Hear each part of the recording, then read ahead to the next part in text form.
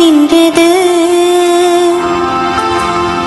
மனிதர் உணர்ந்து கொள்ள இது மனித காதல் அல்ல, அதையும் தாண்டி புனிதமானது. அபிராமி தாலாட்டும் சாமி நான் தானே தெரியுமா? சிவகாமி சிவனை நீயும் பாதி, அதுவும் உனக்கு புரியுமா?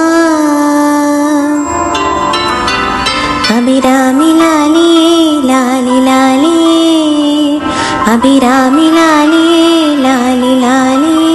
ஓ கண்மணி அன்போடு காதல் என்ன எழுதும் கடிதமே.